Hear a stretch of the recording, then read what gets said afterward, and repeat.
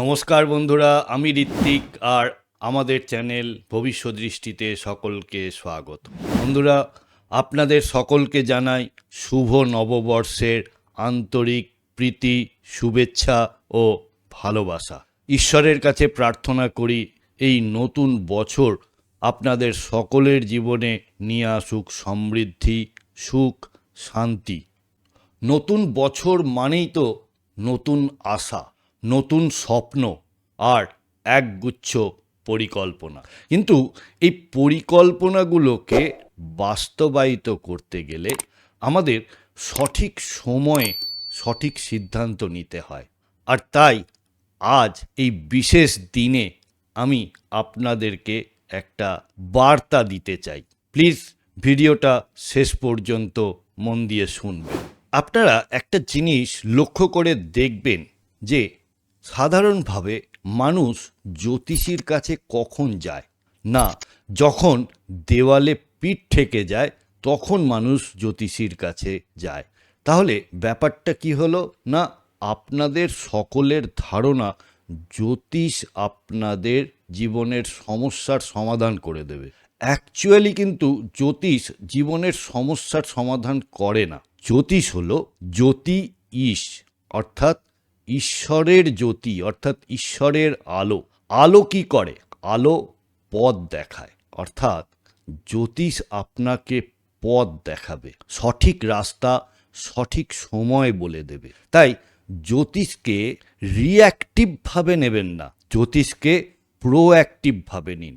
অর্থাৎ কোনো কিছু করার আগে জ্যোতিষীর কাছে আসুন। যখন দেখছেন সম্পর্ক ভেঙে যাচ্ছে, যখন দেখছেন কেরিয়ারে আপনারা আটকে যাচ্ছেন, বা যখন কোনো বিজনেসে বড় লস হয়ে যাচ্ছে, তখন জ্যোতিষের কাছে না এসে আগে আসুন। একটা সাধারণ উদাহরণের মাধ্যমে একটু বোঝার চেষ্টা করি। ধরুন আপনি বাড়ি থেকে বেরোচ্ছেন আর আপনার কাছে পূর্বাভাস আছে যে আজকে বৃষ্টি হতে পারে। যখন বেরোচ্ছেন তখন কিন্তু আবহাওয়া অনুকূল, তখন আকাশে রোদ ঝলমল, সব ঠিকঠাক। কিন্তু আপনি জানেন যে আজকে বৃষ্টি হতে পারে, তাই সঙ্গে একটা ছাতা নিয়ে বেরোলেন। তাহলে দেখা গেল যে বৃষ্টিকে কিন্তু আটকানো গেল না, বৃষ্টি যেটা হওয়ার ছিল সেটা হবেই, কিন্তু আপনি যেহেতু ছাতাটা নিয়ে বেরিয়েছেন তাই আপনি ভিজলেন না। এটাই জ্যোতিষ। সুতরাং এই পূর্বাভাস বলে দেওয়াটাই একজন জ্যোতিষীর কাজ।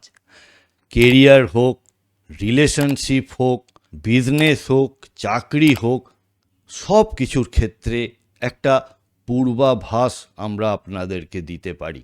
ধরুন একটা স্টুডেন্ট কোনো একটা প্রফেশনাল কোর্সে ভর্তি হয়ে কিছু একটা করতে চাইছে, কিন্তু সেটা কি তার সঠিক পথ?